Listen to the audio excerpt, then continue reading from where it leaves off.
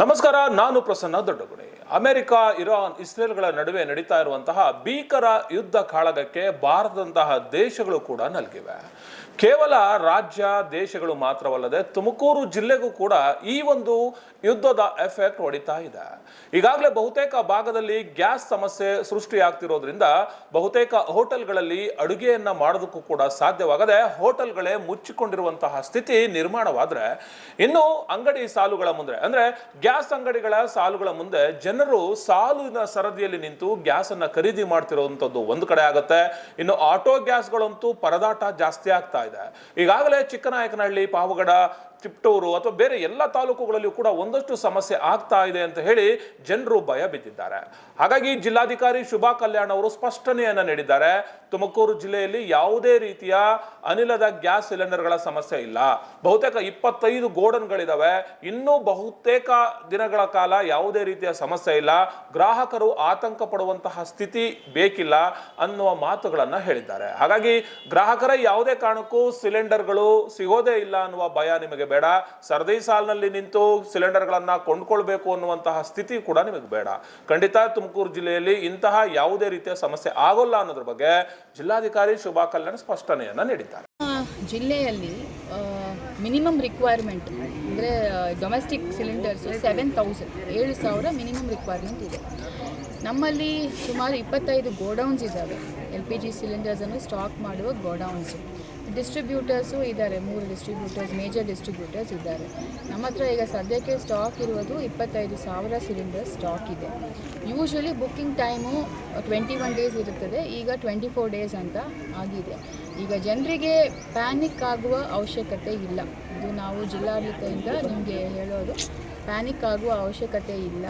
ನಾವು ಏನು ಒಂದು 3-4 ಡೇಸ್ ಡಿಲೇ ಆಗಿ ನಿಮಗೆ ಸಿಗ್ಬೋದು ಹೊರತು ಮ್ಯಾಕ್ಸಿಮಮ್ ಎಲ್ಲರ ಮನೆಯಲ್ಲಿನೂ ಡಬಲ್ ಸಿಲಿಂಡರ್ಸೇ ಇರೋದ್ರಿಂದ ಅಲ್ಲಿ ಬೇಕಂದರೆ ನಾವು ಆನ್ ಪ್ರಯಾರಿಟಿಯಲ್ಲಿ ಕೊಡ್ತೀವಿ. ಇದಿಲ್ಲದೆ ಕನ್ಸಂಪ್ಷನ್ಗೆ, ಡೊಮೆಸ್ಟಿಕ್ ಕನ್ಸಂಪ್ಷನ್ಗೆ ಈಗಾಗಲೇ ನಮ್ಮ ಹತ್ರ 20,000 ಇದೆ.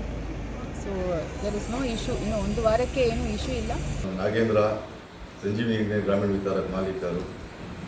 ಇವತ್ತಿನ ಪರಿಸ್ಥಿತಿಯಲ್ಲಿ ಏನು ಇಂಧನದ ಅಭಾವ ಅಂತ ನಡೀತಾ ಇದೆ, ಇದು ತಾತ್ಕಾಲಿಕವಾಗಿ ಸಮಸ್ಯೆ ಆಗಿದೆ. ಗ್ರಾಹಕರು ಗಾಬರಿಯಾಗಿ ತುಂಬ ಪ್ಯಾನಿಕ್ ಆಗಿ ತುಂಬ ಜಾಸ್ತಿ ಬುಕ್ಕಿಂಗ್ಸ್ಗಳು ಮಾಡ್ತಾ ಇದ್ದಾರೆ. ದಿನಕ್ಕೆ ಬರೋ ಬುಕ್ಕಿಂಗು 3 ಪಟ್ಟು ಬರ್ತಾ ಇದೆ. ನಾವು ಏನು ದಿನಕ್ಕೆ ಸಪ್ಲೈ ಮಾಡ್ತೀವಿ ಅಷ್ಟೇ ಕೆಪಾಸಿಟಿ ಕಂಪ್ನಿಯಿಂದ ಸಪ್ಲೈ ಬರುತ್ತೆ.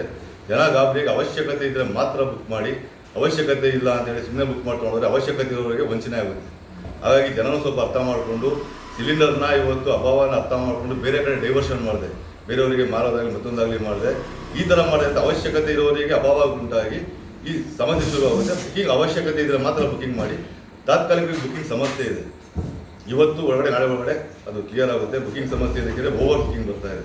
ಒಂದು ದಿವಸಕ್ಕೆ ಬರೋ ದಿವಸದಲ್ಲಿ 3 ದಿವಸ ಬುಕ್ಕಿಂಗ್ ಬರ್ತಾ ಇದೆ. ಹಾಗಾಗಿ ಸಪ್ಲೈಯಲ್ಲಿ ಸಮಸ್ಯೆ ಆಗುತ್ತೆ. ಅವಶ್ಯಕತೆ ಇರೋ ಬುಕ್ ಮಾಡಿ.